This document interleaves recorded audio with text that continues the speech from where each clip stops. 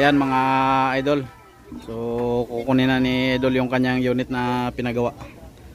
Ayan. Bali ang combination nga po pala nito mga idol ay violet and white combination. Ayan. Version 3 na steel top po ito mga idol, pero stainless. Ayan.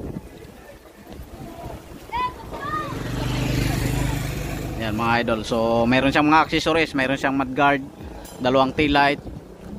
Tapos nilagyan nito mga idol yung pinakatapalodo dito sa likod. Stainless. Ayan.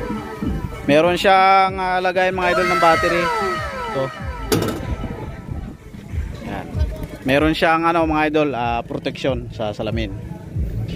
Ayan. Ito naman gilid mga idol ay nilagyan natin ng ladder ito. Ayan, kasama siya sa accessories. At siyempre mga idol meron siyang hawakan ng passenger. Dito naman mga idol ay meron siyang dalawang side mirror. Ayan. At mayroon siyang windshield. Ito mga idol ay protection sa ulan. Ayan.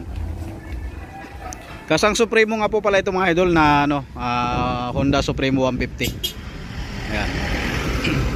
So ito naman po ang kanyang harapan mga idol. Meron siyang bumper. Ayan, mayroong dalawang fog light.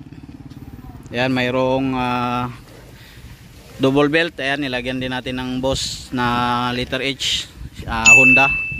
Ayan, dalawang antena. At saka itong ladder sa unahan mga idol, ito. Ayan.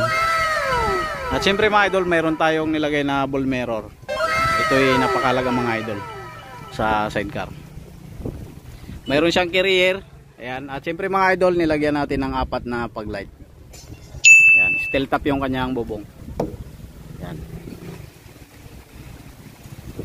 Dito naman mga idol, ang ginamit po pala natin na pintuan ay half panel door. Ayan. So ito naman yung kanyang flooring. Ayan. Ito naman mga idol yung kanyang harapan sa upuan. Ayan.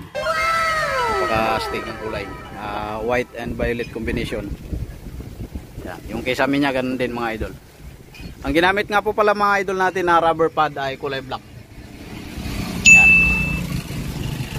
Guys.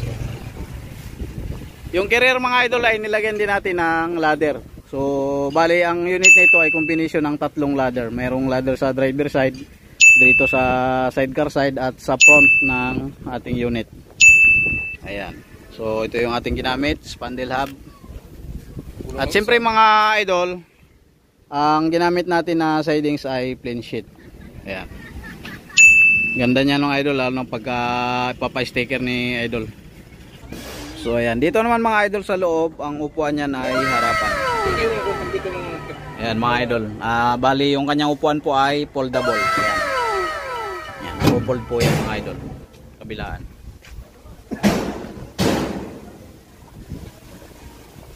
So ayan.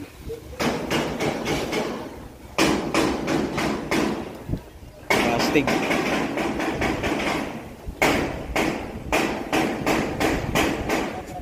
So sa ganito nating mga style mga idol ay sa ngayon maraming gumagaya niyan So kaya lang mga idol hindi nila nakukuha yung hubog ng ating design sa jeep sa huli. Yan, mayroong gumagaya niyan mga idol.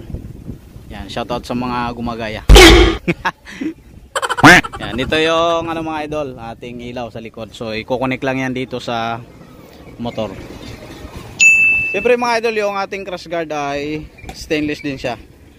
Ayan, double yung nilagay natin dito dahil meron siyang ladder. At siyempre mga idol, meron siyang protection dito sa salamin. Kaya sa signal light mga idol, yan, sorry. Yan, protection po yan, nilagyan natin ito. Yan.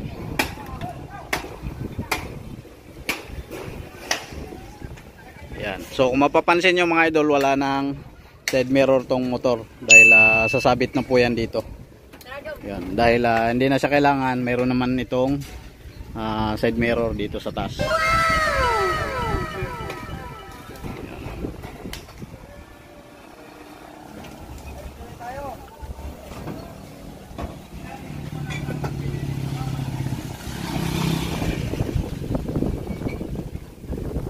Yan, sa mga gusto magpagawa pala nito mga idol ng ganitong unit, Ang halaga po nito mga idol ay 110,000. So ganitong setup.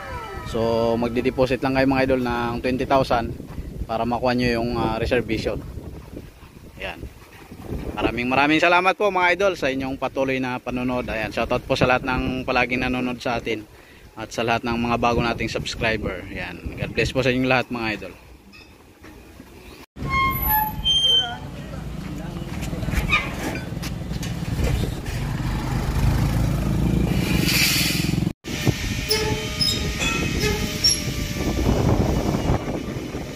Alright, narutis na.